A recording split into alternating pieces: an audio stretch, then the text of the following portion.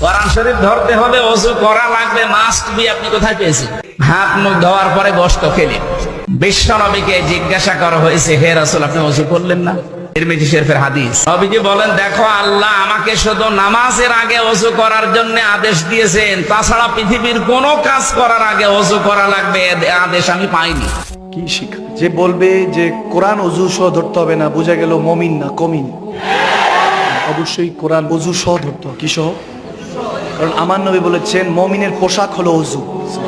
হাদিস শরীফে, মুসলিম শরীফে এসেছে, প্যারা নবী বলছেন আত-তুহুরু শাত্রুল ঈমান, পবিত্রতা ঈমানের অঙ্গ। সুবহানাল্লাহ। পবিত্রতা কিসের অঙ্গ? তো যে মুমিন সে তো অঙ্গ ছাড়া থাকতে পারবে না।